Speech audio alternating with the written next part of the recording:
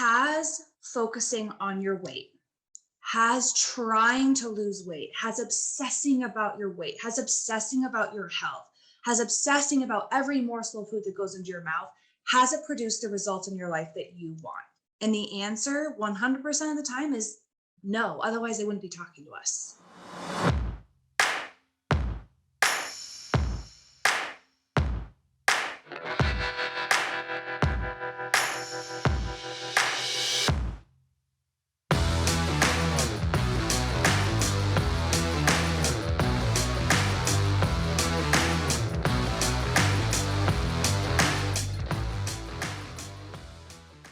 It is so good to see you guys. Thank you so much for joining the EQ Gangster podcast. Hannah and Ciara are super excited to have a chat with you about one of my favorite topics, food. So much so that I even have a taco tattoo, y'all. What?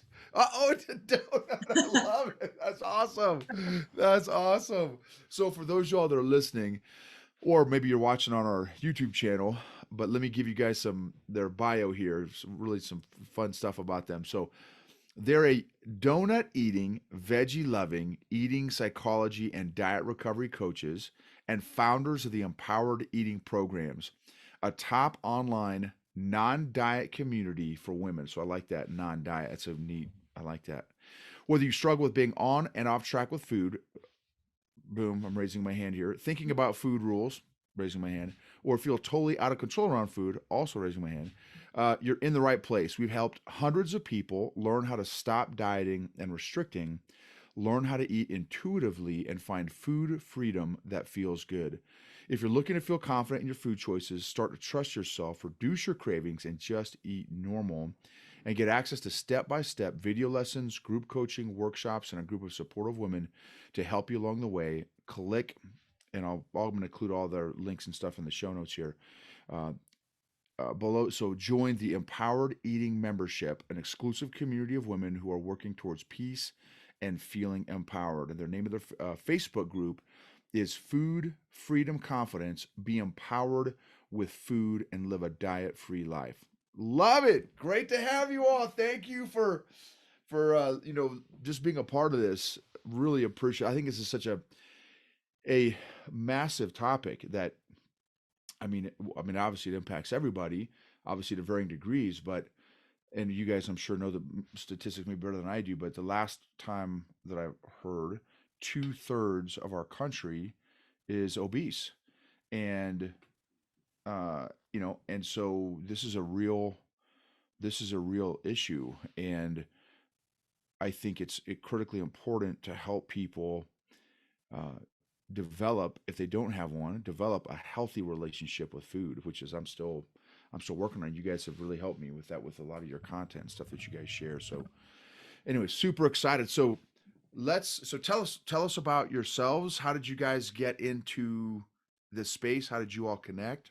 Well, a few years ago, I got certified as an eating psychology coach, and I had my own food journey. I was afraid of food. I fear food. I restricted myself a whole heck of a lot, and kind of recovering that. It's been a long journey of recovering, of eating normal. Like, what is normal, right? Eating in a way that feels good to you. That's normal. And so often that we don't listen to our body, we listen to our mind, and everyone else is telling us what to do when it comes to food. And so I was actually just went to be like, oh, I know nutrition, I'm going to soon be a health coach. And I signed up for eating psychology, and I was like, oh my God, this is the best thing ever. I went through a healing journey even more, and I love it so much. It aligns with my yoga background. So I've been teaching yoga for 20 years. And so everything that I learned with eating psychology, it was just like so in line. I was like, oh my gosh, I've been like missing out on the simplicity of eating and creating a healthy relationship with food and with myself and with my body, because it's all entwined, right? Everything is all connected. And I got to see where things in my life were creating chaos with my eating. And so just interweaving all of the things that are happening in our life, our mindset, our behaviors with food. It's all linked. And so I just loved not just focusing on food and nutrition. It's like focusing on us as a human and our situations and our environment and how that affects our relationship with food and ourselves. So when I was searching for different groups that did what I did, I found Ciara's group. She was in charge of an emotional eating group, and we connected, and I started to help them inside that group. And then me and Ciara, a year ago, it was actually a year ago that we met in person for the first time. Yep. We connected and decided that we were going to go all in and join forces and create programs to help people heal from diet culture and live a diet-free life. And so that's where we've been on a mission, and it has been a journey for us, business side, personal side, and it's been so empowering to watch these women just change their life around food and to feel freedom. And it's like you can see it in their face, you can see it in their being of just the calm and peace when they let go of dieting. That's awesome. Ciara, you want to add anything? Oh, that was beautiful. But yeah, I love that story because, you know, Hannah and I, we met virtually, we met online, and it was a couple years ago. We've been working together now almost 3 years, I think 3 years, but we've only met each other in person one time, and we talk every day. We're business partners. Like, it's awesome. It's like, it's such a cool, like, I love the internet today. It's just so awesome. But yeah, my journey with food, I think what's great about Hannah and I is our journeys with food and our body are similar, but we also have totally different backgrounds. And so working as a team, we bring a lot to the table in a sense of we've both experienced the whole, like, I feel like the full spectrum of like dieting and food obsession and, you know, body image struggles. I actually started as, you know, I say I'm a recovering perfectionist, but my perfectionism came out in my ways of eating, you know, so I was, you know, naturally very thin and athletic in high school. And as I started to gain weight, you know, maturing and becoming a woman, it was, you know, really scary for me, which I think it is for so many people, is weight gain is bad, right? Weight gain is terrible. And our culture is obsessed with thinness. And I started, you know, I struggled with eating from about 15 or 16 years old. I started, I had bulimic tendencies, and I had full-blown bulimia and different disordered eating patterns for almost 10 years that no one knew about. It was an absolute secret. There's so much shame tied up in food, eating, my body, and I didn't get help for a really long time because there was so much shame around it. And it wasn't until I had my first daughter, and, you know, I started thinking to myself, how much longer am I going to be obsessing and counting every calorie and everything? You know, how much longer, like, how I can't keep doing this. And that's when I actually was scrolling Facebook one day and saw eating psychology certification and was like, eating psychology, what the heck is that? And I think I'm interested. And so that was really the beginning of my journey as well. And then more recently became certified as a weight neutral and diet recovery coach. So basically, it is what it sounds like. Hannah and I help people literally recover emotionally, physically, spiritually from diet culture and from dieting and from restricting, and to become into this place, like Hannah was saying, of peace and ease. And especially men too, we work with men as well. I feel like women are more apt to honestly get help, but men struggle as well, absolutely, as you know, Noble. But when we have clients that are saying like, wow, for the first time, like, I can actually know who I want to be and I know who I am because their world isn't wrapped up around food, it's just the best feeling. Because our life and our passions and what we are capable of is so much bigger than living in a thin, fit body, right? It's like there's so much more to that. And of course, we're all about health, right? We're anti-diet because we're pro-health. So we help people find what healthy looks like for them. And that's just been an incredible journey of us working together and being able to help, at this point, hundreds of people work through that. So yeah, it's incredibly rewarding. Love it. Love both your stories. And I'm so stoked that you all had the courage and the initiative and the unction to kind of pursue this, such an important topic that I think hits everybody, especially like you all mentioned, is in our culture where, as we've seen more recently with the last couple years of what's been going on, the power of the culture and media machine and how that can drive messaging and decision making and all kinds of stuff. What I've been fascinated in, whatever someone believes is your own jam. I'm not trying to talk about anyone's belief, but for me as a observer, it's just been fascinating to see, like, the last 2 years, it's been nonstop, vaccine and mask stuff. And then all of a sudden, Putin solves everything by starting a war, and now you don't hear anything about masking or and the point isn't masking or vaccines. The point is the power of the media machine and the messaging of our culture. That if the media machine and culture says that beauty is this standard, then that's the messaging. And I think the other dynamic that's been fascinating for me is somebody who struggled with my weight and eating literally my entire life is, is follow the money. Who funds the media machines and stuff? Well, there's a lot of food companies. Who owns the food companies? Pharmaceutical companies, right? So if you follow some of that stuff and now I totally see why the messaging is the messaging and why it is the way it is. Again, it's just follow the money.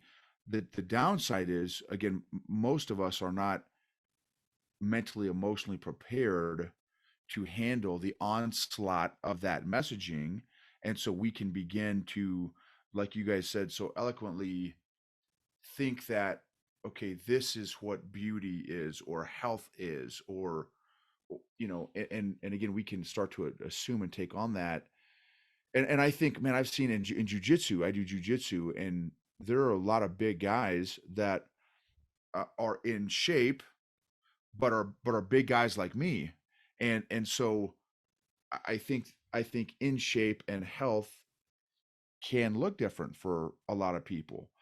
What has been some of the hardest things for people to overcome in their emotional eating journey that you all have observed? Fear of weight gain. That is the hardest for people to overcome. Because you gotta think about it, like, you're talking about media, and it's all programming, right? What we see over and over again, it's like we get programmed to think that is the way it needs to be, and that's how I need to look. And so think about social media, think about movies, movie stars, and like just the repetitive, like, beauty and successful people. If you're beautiful, you're successful. If you're beautiful, you get money. If you're beautiful, then you get the guy. It's all programming, right? And so people are deathly afraid of weight gain because that means that they'll be alone, they won't be loved, they're going to be abandoned. There's so much that's wrapped up into that. I'm going to get kicked out of this society if I don't look like this. So you can only imagine the things that we bump up against when it comes to that. So it's this whole unraveling of like reprogramming ourselves. Like what we do is help people reprogram what they see. So we make them follow different people on social media that have bigger bodies, people that love themselves and they're in a bigger body. Like look at different ways of what health might be for other people, and reprogramming what health can look like, what beauty can look like, what loving yourself can look like. So it's like it's a lot of it's interesting because I have had to reprogram myself too, because I stopped following a lot of fitness people because it started to make me feel bad because I'm not looking like them anymore. My body don't look like that. So I've also had to reprogram myself, and you start to look at things differently. And we tell people when they start working with us that weight loss, we're not against weight loss, but weight loss has to go on a shelf. And we're going to focus on your relationship with food. We're going to focus on healing that. And then you can pick up weight loss later or just leave it on the shelf, because that's what causes this big cycle of self-hatred, of dieting, of yo-yoing with your weight, and just decreasing health, you know? Yeah, that's definitely one of the hardest things we see is this fear of weight gain. But here's what we ask our clients, because we have to work through this objection, I'll say, with every single client that comes to work with us, is has focusing on your weight, has trying to lose weight, has obsessing about your weight, has obsessing about your health, has obsessing about every morsel of food that goes into your mouth, has it produced the results in your life that you want? And the answer 100% of the time is no. Otherwise, they wouldn't be talking to us. Right. So we have to, and that is a big, hurdle, mentally to get over because of media, right? Like, even I had a friend yesterday ask me, about BMI. She's like, I went to the doctor and my BMI was in this category. BMI was made up over like 200 years ago by a Belgian astronomer. It's not like, there's so many things I could go on and on. Like, there's so many things that are, again, follow the money. The money, like you said, Noble, the diet industry is a billions of dollar industry. Do you think they actually want weight loss programs to work?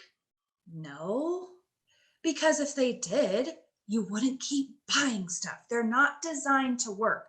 The diet industry is designed to make you feel like crap about yourself, so you keep buying their products. Same thing with the beauty industry. The beauty industry is designed to make you feel like crap about yourself, so you keep thinking you have to buy their products to be beautiful. But what we help our clients through that journey is, how can I trust myself? Besides all this media, everyone else telling me what's beautiful and what I should eat, what I shouldn't eat, right? How can we come back and start to trust ourselves in that process? And know that inherently, no matter if I decide to eat a kale salad or a cookie, that I'm still inherently a good human. And that what I eat and what I look like doesn't make me a good or bad person. There's no morality around it. But our culture, there's been a lot of trauma. We have an episode where we talk all about the traumas of dieting and what our culture has done. And, well-meaning doctors, well-meaning people in our lives that have said, oh, well, if you don't do this, you're going to die. You're going to die if you don't lose weight or whatever, right? Like, there's a lot of fears and trauma to work through around weight gain, but that's definitely absolutely one of the biggest fears. And it is a process, it is a journey, and that's why we do what we do. We have a process to help people through that emotionally, because it is very challenging. That's awesome. It's something that what you guys made me think of. So I've been in the hospital. I spent a week or two in the hospital probably 4 or 5 years ago. I had oh man, pancreatitis and gallstone got stuck in the bile duct or something. Anyway, it really upset the old guts. And in the hospital, what was fascinating is a spot where you go to get healthy or healed or of whatever your ailment is, was the most unhealthy food I have ever seen in my life. I was shocked. I'm like, dude, seriously, this is what you're feeding me? Like, I thought I'm supposed to get better, right? I mean, it was just some, and I don't know, I'm not a nutritionist and all this stuff, but I know a little bit about food just because I've had struggle with food most of my life. And so to be in there and see just this incredibly unhealthy food was just fascinating. And of course, you're surrounded by some of the most quote unquote educated people on the planet, right? Hundreds and hundreds of doctors are work in a hospital and nurses and all these super smart people.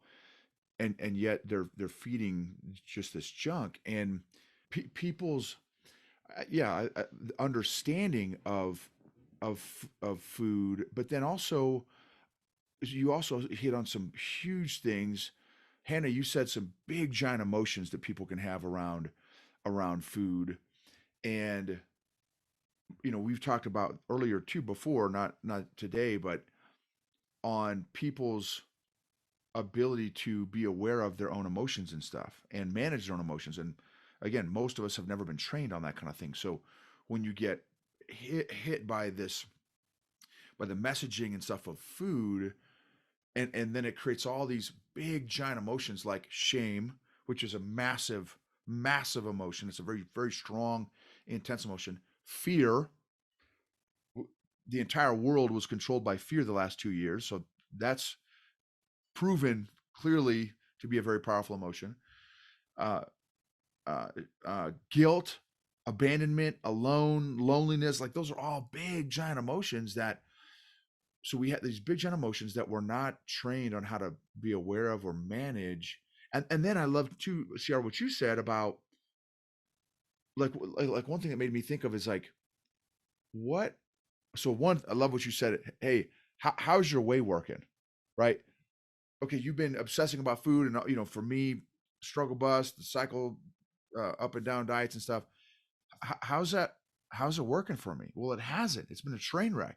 And so, to help people understand, what are your beliefs around food?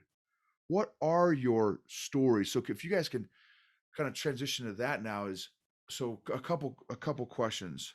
Where do most people's stories around food come from?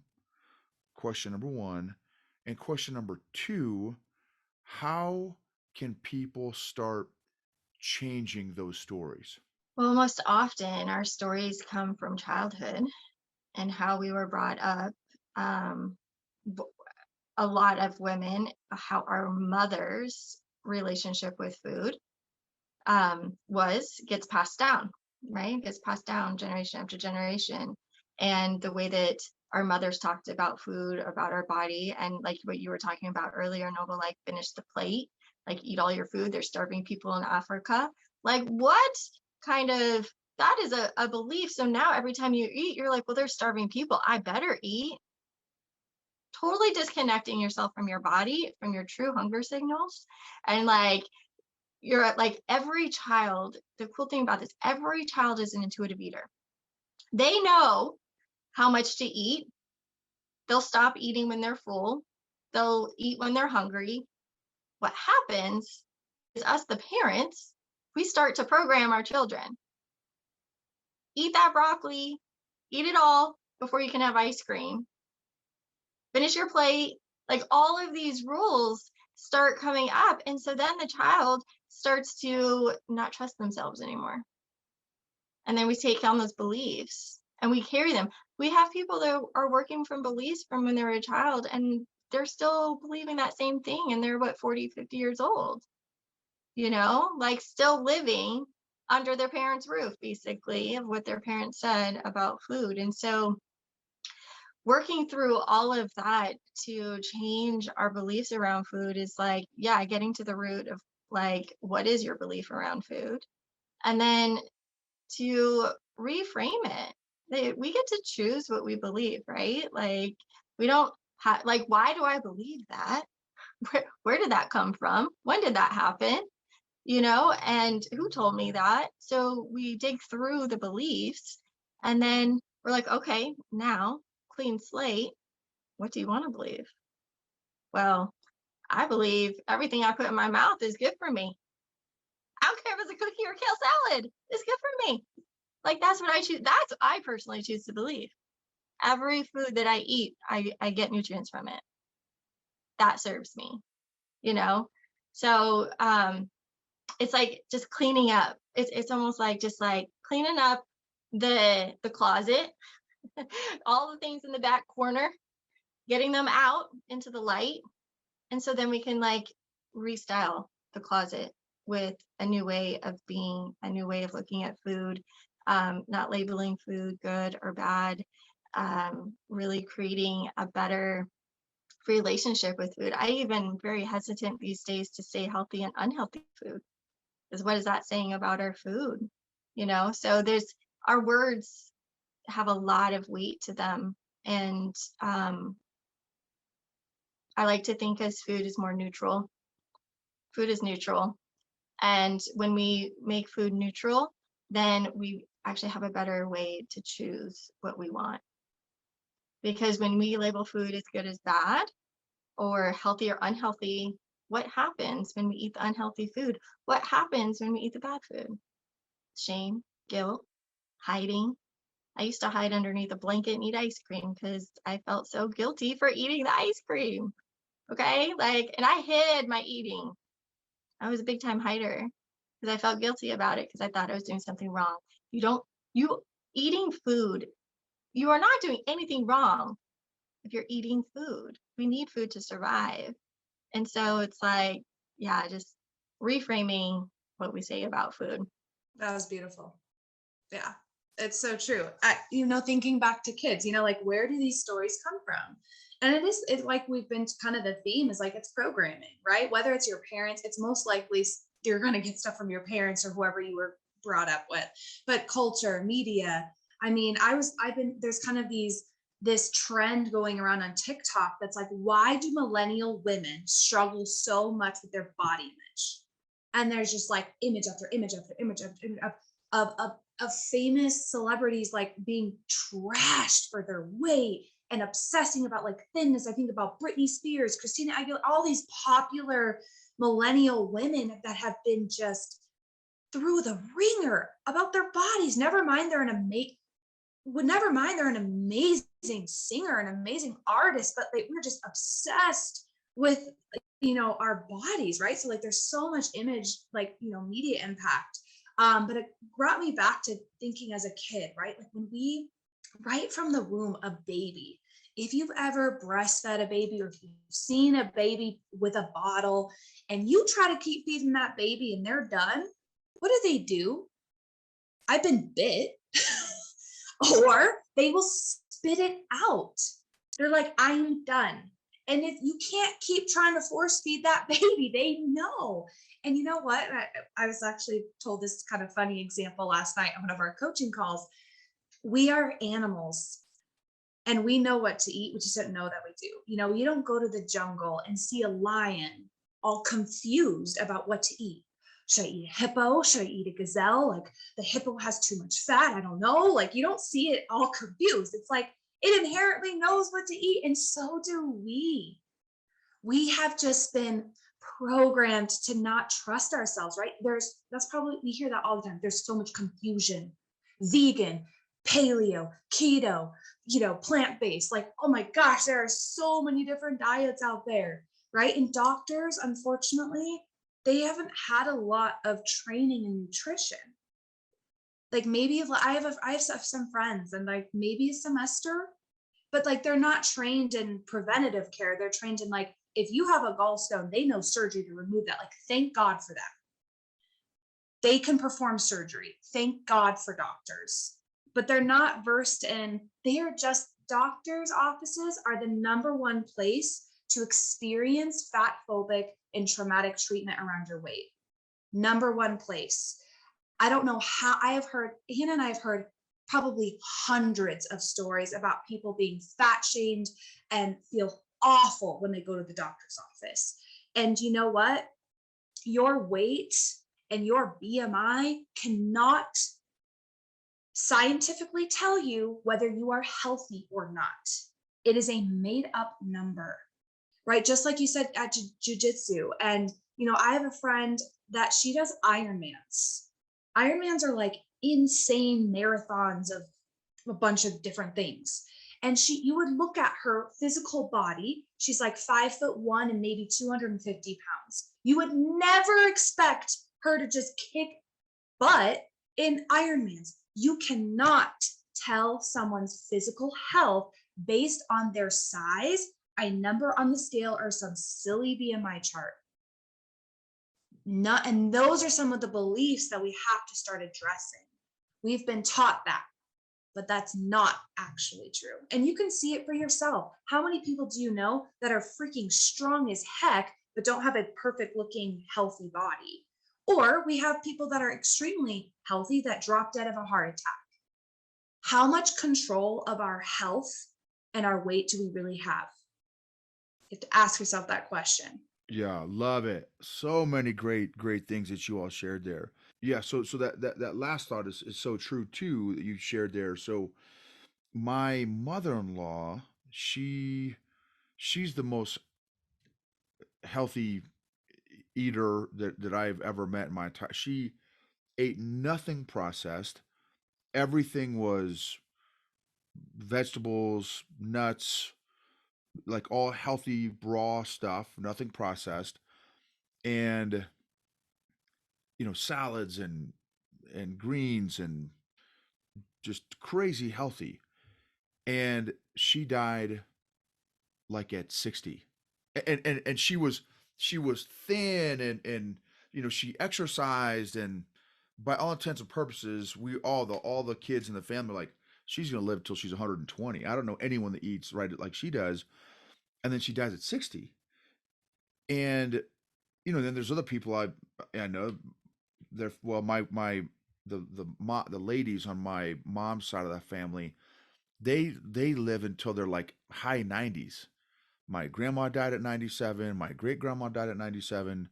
Like they live forever, and they eat whatever they want to eat. And so it's when it's your time to go, I guess it's your time to go. But like how much control do we really have around when the old ticker is going to stop ticking, whatever. I also love that thought concept of like the animals in the wild, right? Does how often does a lion go eat a cheeseburger, or hey, I need that Snickers bar? Or now I will tell you, my dog eats everything, right? That's the that's the ultimate vacuum cleaner. But like the animals in the wild, yeah, there's no confusion what they and some are, well, horses are vegetarians, right? Then you've got lions that, but it's not like they don't know what they should be eating. The other one I thought was great is and I think maybe Hannah, you were talking about this, is the programming stuff. It's so funny, like, so both my wife and I have struggled with our weight, with food, all this stuff, and our daughter it's been so fascinating because, like, if she's not hungry, she doesn't eat, which may not sound like a big deal, but me, like, wait, what do you mean you don't want seconds on this, or you don't want more of this, or you don't even want that? Like, for me, for most of my life, I have always eaten just to eat. I didn't like, what do you mean feeling hungry has nothing to do with eating for me?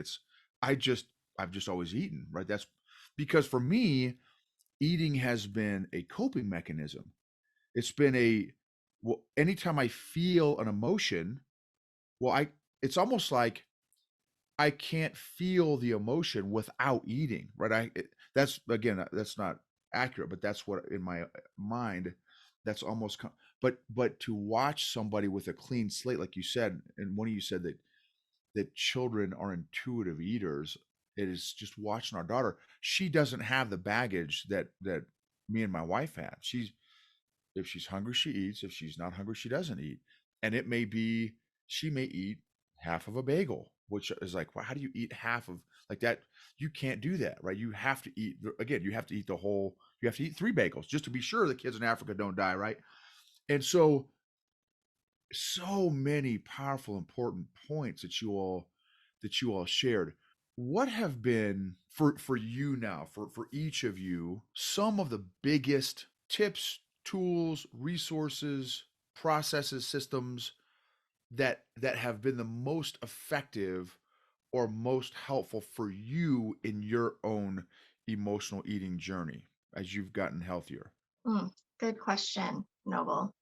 And before I get into the question, I just want to touch on a point that you had, you know, talking about your grandma dying at 60 and she's really healthy and stuff. And like, I think we get so caught up on the physical, right? Like the physical health, like the eating, the exercise, and everything else.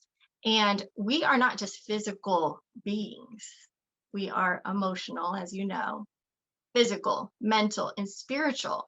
So there's so many other things playing underneath the surface that we often don't even see. And if we are not learning to regulate all of it and learning to be with all of it and clearing out the things that need to be cleared out, yeah, then we might have health issues and we might not know it. Like my dad, he had a heart attack, he had 2 strokes, he was a healthy guy, right? But things happen, and because there's so many other layers, it's like beyond the food. And that's what me and Ciara teach, is beyond the food, because it's not all about the food. Food is a coping mechanism, like you said, right? It's a tool, and it becomes the only tool for a lot of people. I know for me, for emotional eating specifically, I've been on a journey of speaking my truth, really letting out my feelings. I suppressed feelings really bad. Don't feel, I'm fine, I'm fine, I'm fine, I am fine. Even though I'm really not fine, I pushed everything down, and food would help me keep it down. So I would eat to keep things down, and I wouldn't have to then speak my truth. I wouldn't have to say what I needed to say, because then I would just like eat. And what helped with my emotional eating is to learn to be with my emotions, to become like have a dance with it, to get a little bit more uncomfortable with the feelings, because I really didn't like the discomfort of emotions and how they felt in my body, right? Like it was very, very uncomfortable for me. And as I began to journey with my emotions and learn that it's just sensation, that I don't have to attach a story to it. It is. And emotions are energy in motion, that things need to flow. And I was like, I imagine like, think of like a river running from my head to my feet with all these boulders in the way. And I'm like, no, I want it to flow. And so learning to remove the boulders, learning to allow things to flow, served me very well with my emotional eating, and learning to eat and feel at the same time. Because when we work with people with emotional eating, if we say, hey, you can't eat, no more emotional eating, that's really scary. That's been something that has served them, right? And so one way that has helped me is to like our mind body nutrition. So mind body nutrition, really connecting the mind and body when we eat, slowing down, being more present. I started to like create more of a ritual around eating when I was dealing with an emotion. Like I would put my things on a plate, I would sit on the either at the table or on the couch and really breathe and slow down and eat and feel a little bit. Eat and feel a little bit. So it wasn't as painful to deal with my emotions, because if you're just like saying you can't use this coping mechanism that you have used forever, I mean, that's going to throw people in a stress state response. And we do not want that. We want people to learn to be in a relaxed state, change their nervous system, work with, like we work a lot with the nervous system, of learning how to regulate our nervous system, how to be with ourselves, eating in a way that's going to support your nervous system, your metabolism. Because if you're in a stress state and you're eating, so think of like high emotions and you're stressed and anxious and you're eating, your body's digestive system turns off, your metabolism decrease, your calorie burning decrease, you're not able to absorb nutrients. All of these things like hinder your health, right? And so we teach of, okay, let's start practicing being in that relaxed state. Turn your nervous system into that relaxed response while you eat. That's going to serve you better, like creating that peace, and then eat, because that's going to turn your digestive system on. It's going to help your metabolism increase, your calorie burning increase. You're actually going to be able to absorb the nutrients from your food. Think your body is like, yeah, everything is fine, everything is good. And so we work a lot with just simple thing as breathing, awareness, being mindful with what you're doing. So for me, those are the best tips, like learning to slow down while eating. Oh my God. That I heard that, like I heard what the stress response does to your metabolism and your health. And I was like, all right, I am on a mission to learn how to regulate my nervous system so I can eat in the best optimal health state possible. And breathing and slowing down were my two key things that really helped me create peace with food. Honestly, it was just such a relief to know that I could do that. Love that. Ciara, let me just jump in real quick before you, I want to, because I want to hear your things as well. So on those two things, so such powerful points that those are a couple areas that I am working on as well. And a couple things that I have had to overcome and am still working through in Ranger School, which is the Army's elite weight loss program. It's it's for those of y'all who don't know what Ranger School is, just go YouTube some Ranger School videos. But it's super intense, very significant emotional event. School. It's hopefully no more than 2 months long, unless you recycle, and then you could take the extended tour. But you eat once or twice a day, and depending on the scenario, more often than not, from when I went through, you had 5 minutes to eat. So you have this, it's called a meal ready to eat, MRE, this meal in a bag. It's like 2,000 calories, and you've got five. So a lot of times what we did is we would wake up at let's say 04 or 05 to start our mission prep and all that stuff. We'd have 5 minutes to eat when we woke up, and then we'd do missions all day, all night, maybe get back to our patrol base, and or yeah, and at maybe 01, and then we get to eat again.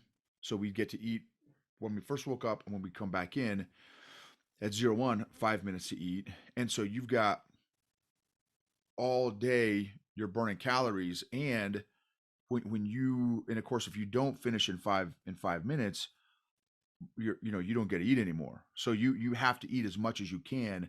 So like in my family, they call me the shoveler, right? Because I that's what I learned how to just inhale, shovel, because for me in that school, it's almost a survival kind of thing, right? Because if you are working all day, and if you don't get those nutrients, and you already get sleep deprivation on top of that, right? Because you're not sleeping a whole lot.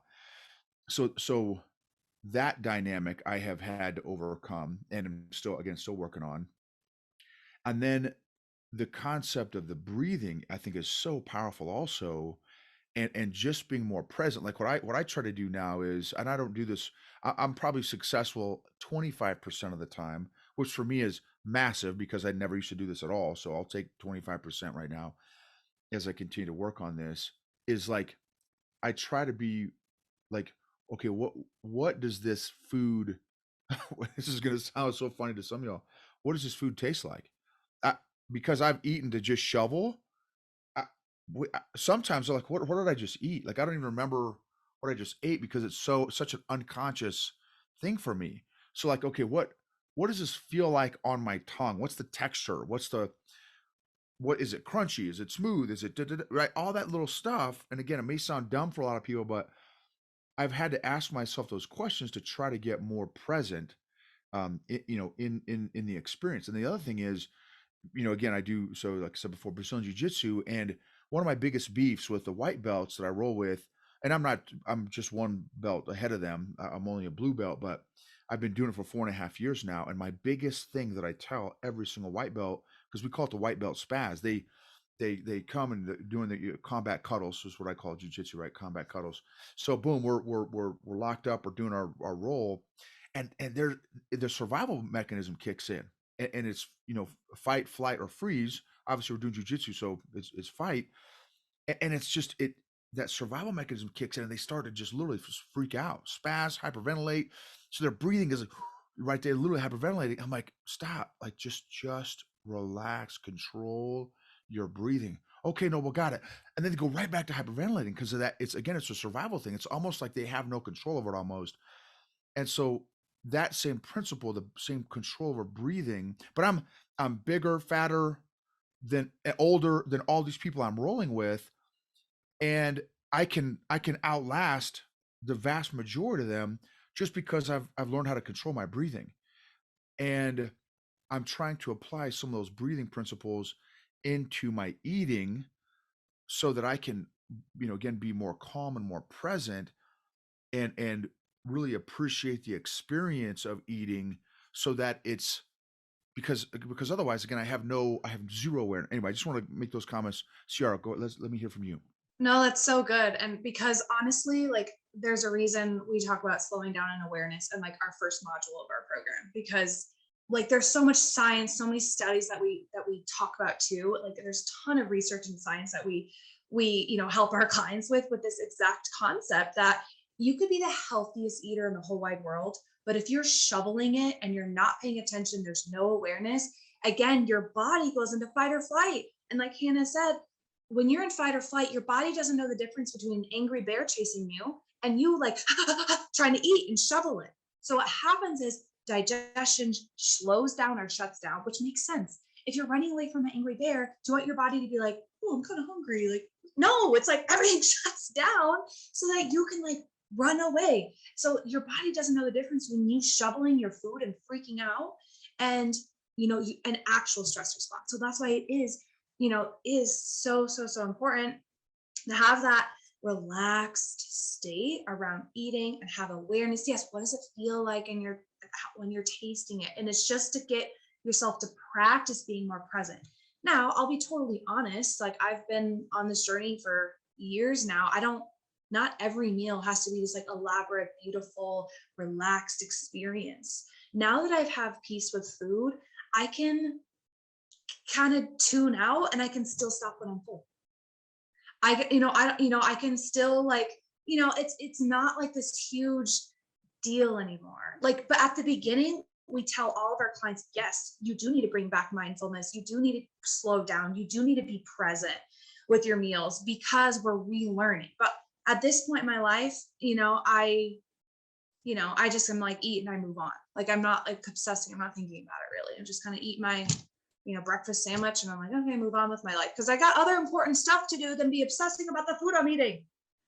Right. I don't have time for that. And that's what the thing with our clients is like, we want you to like move on with your life. We want you to be like, let's get this stuff handled and let's just be a normal eater so you can focus on the things that are actually important to you. Because obsessing about your weight and being thin at all costs and being, obsessing about health is actually not healthy. Right? Like you were born, like we say this to our clients too, God, whatever you believe in, did not put you on this earth to lose weight, to obsess about weight. When you go to the pearly gates of heaven, he's not going to send you back down to earth and be like, you should lose a few more pounds, right? Like that's just not who we're meant to be. That is a lower evolution of who we are, is to obsess about food and our health. Yes, be healthy, but like obsessing is not. So I think like tips, tools, resources, I think I'll just stick with one. I feel like my biggest tip that would help fast would be to stop restricting. And this is scary because a lot of people are like, no, you don't understand. I have to make sure I have to be in control of what I eat. And you know what? The tighter you try to control, it's like, think about a bow and arrow example. The tighter you pull back, the farther the arrow is going to go. So now put that example with your eating. The tighter you try to control, the more you restrict, the more that you're obsessed about, like, I can't eat carbs past 5 p.m. The tighter you pull, when something happens and you have an emotional day or something, or like, God, it's your kid's birthday and you have one piece of cake, guess how far that arrow is going to fly? And that's when you go crazy and you feel insane around food. So again, the more that you restrict, the more that you're going to have behaviors around food that are not healthy, that don't feel good for you. So the sooner that you can start to stop restricting, not just physically, there's emotional restriction, there's accidental restriction. We go through all of that in our programs with people to help figure out where are you restricting, because 99% of people we work with are restricting in some way. Right? Maybe you're like, I eat all the food in the world. Like, I'm not restricting. You're like, well, are you emotionally restricting? Are you feeling guilt or shame after you eat? Because that's a form of emotional restriction. And you're going to have the same eating behaviors of food obsession, feeling crazy around food, emotional eating, binge eating, and that all stems from this root of some kind of restriction. And so I think as far as like a tip, it would be like, and resources would be the intuitive eating books. If you go on Amazon, you can look up intuitive eating books. The Effort Diet by Carolyn Dooner is one of our favorites. Health at Every Size by Lindo Bacon. And we can attach some of these resources too. Follow us on social media. The more that you've been programmed, the good news, you can reprogram. It's possible. You can reprogram your brain and to feel more confident and at peace with food. And that starts with cleaning up your social media, unfollowing people, unfollowing Fitspo accounts that make you feel like crap, like unfollowing even like doctors that are like, never eat, sugar, it's inflammatory. It's like, that's just not supportive and that's not realistic. So what you can do is follow people and accounts that are inspiring to more of an intuitive eating journey, to kind of help you reprogram that. Awesome. Awesome. What is something, well, it's actually going to be two, because I'm going to ask you, how do we follow you guys and stuff like that here at the very, very end. But for this one is, what is something that you would like to share with the audience about this topic that you haven't had the opportunity to share yet during our conversation? There's no perfect diet. There's no perfect way of eating. There is a way of eating that's unique to you. And that's what we help people do, is to find what's going to work for you. Because what works for me and how I eat is not going to work for somebody else, because I have my own unique body. It's like we have a nutritionist inside us, and that is called our gut. Our gut knows what works for us, what doesn't, what sits well, what gives us energy, what doesn't. But we have turned it off because we're up in our head listening to everybody else telling us what we should do. Right? We don't have the power anymore.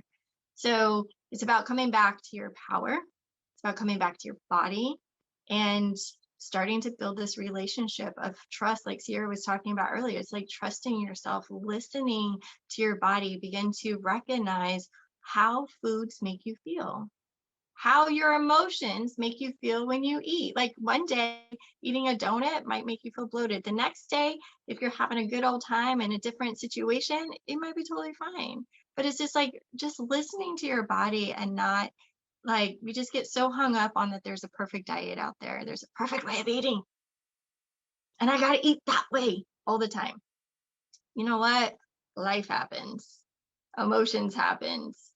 Heartache happens. All this stuff happens in life that we can't be perfect. We're not perfect.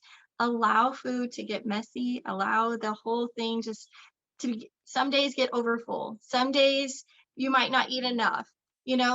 Know that every day of eating is going to look different. And that is okay. I think that's like just the thing that I want to say about that, because we just get so hung up on, I have to do this perfectly. It has to look this way. I can only eat this much. And we just say, like, throw that all out and tune in and be present with yourself. Awesome. Love it. Love it. That's great. All right, Ciara, how about you, girl? Yeah. I think what is coming to me is, like Hannah said, like they're kind of piggybacking off, there's no perfect diet. But we also have a process, right? Like I would recommend, like, if you just say F it and try to do this on your own, I think that's where we get hung up and we get confused and we get like, it's hard. This is a hard journey to do on your own. And I would recommend like getting a group together, like finding like-minded people that are on your journey to help you. And don't do it on your own. And with that, I think something that we get wrapped up in is one little mindset trick. I think the last thing I want to share is destigmatizing foods and the amount of foods, right? Like we like to label stuff. I overate, I ate too many of this, or, I shouldn't have eaten so much, right? When we think dieting has made us think that there's like perfect portion. Oh my God, don't even get me started on portion control. I think it's a load of crap. You could set a plate of enchiladas this big in front of me. I'm going to eat until I feel comfortable. I'm going to walk away. I don't think we have problems with portion control.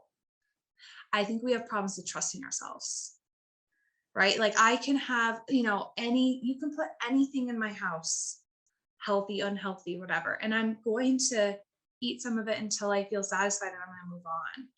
It is possible. Like you don't need to control and obsess about portions.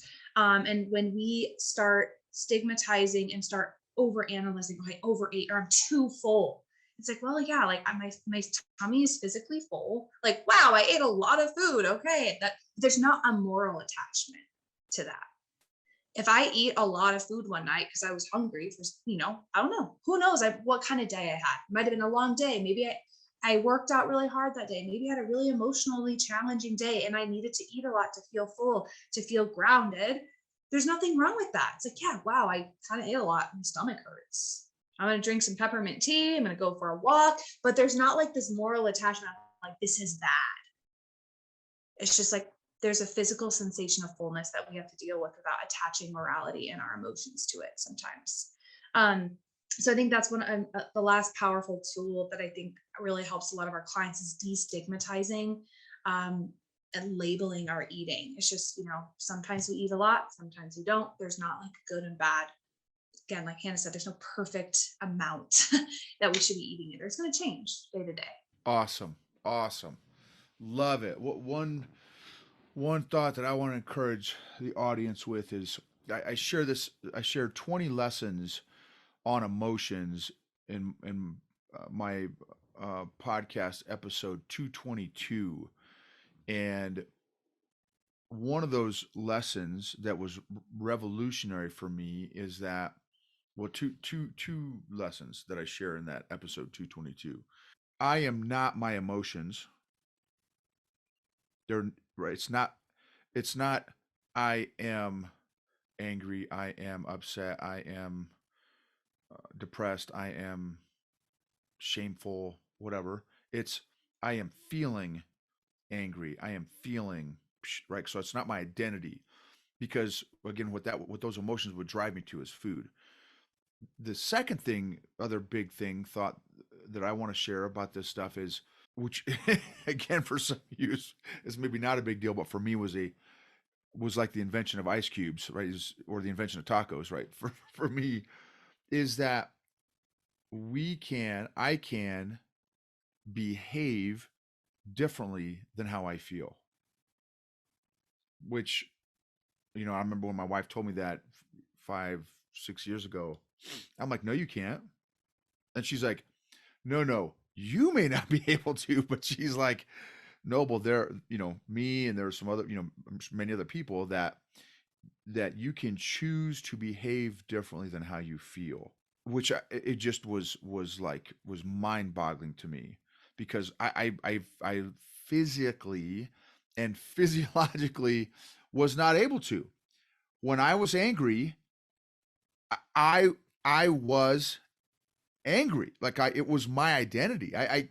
I'm like, I have no idea what you mean you can behave differently than how you feel, right? So just learning that I can feel and process emotions without behaving in a particular way. And in this case, the topic of this conversation, I can feel, experience, express emotions and not have to use food as my processing tool. I can journal. I can do combat cuddles, my aggressive yoga, right? Jujitsu. I can do all kinds of different things in order to process and feel those emotions. I don't have to go to food every time. So anyway, that's another couple points there that from my little standpoint. So this has been super helpful, great for me. Totally appreciate so much. I can't wait to go back through and listen to the episode all over again and just take some good notes with what you all shared. Okay, how do we find you guys? How do we follow you? What are your social media resources? How do we connect with you all? Well, we have a Facebook group called Food Freedom Confidence. So you can type that in the search bar, and I know you're going to put it in the show notes. So our Facebook group, we do weekly discussions on different topics about dieting, diet culture, like just everything that's revolved around this. A lot of what we talked about today.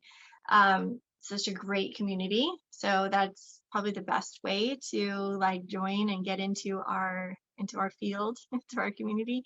I'm on social media, Instagram. I'm Soul Filled Nutrition is my name for that.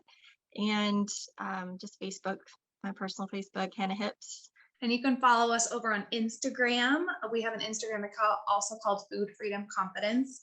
And you can also find me, Ciara Spencer, and on Instagram, I'm eating psych_coach. We do lots of, well, I really like reels and TikToks. And so I usually do some silly, funny. I think I'm funny. I don't know if anyone else thinks I'm funny. I think I'm funny. So those are just fun ways. And they're usually centered around food and eating and kind of makes it light and fun. So yeah, definitely join us in Food Freedom Confidence. That's again, the hub. That's where we share everything we're up to, how you can connect with us. Thank you, wonderful, super duper people, for sharing this such critically important topic. And thank you both too, Hannah and Ciara, for the work you all have done, the struggle buses you guys have been on and been through. You know, I just know my own journey, man. It's not easy. This is not an easy journey, but I really appreciate all the blood, sweat, and tears that you all have gone through to get to this place where now you can help other people with their own blood, sweat, and tears and struggle buses and stuff as well, in a safe, supportive, encouraging way and community. So thank you both for just being such wonderful ladies and you know, contributing to this world again in such a critical area that impacts all of us. So I really appreciate both of you so much. Yeah. Thank you so Thank much. you. Yeah, for having us. And I've learned just so, and our clients too, like, you know, I know you did a talk with our clients about emotional, there's so much connection. And even for myself, just noticing, I really relate to your story of, you know, going Hulk mode. And that's something that on my personally that I'm working through. And I've learned so much from you and so of our clients. So we're just, yeah, so grateful for you. And thanks for having us on today.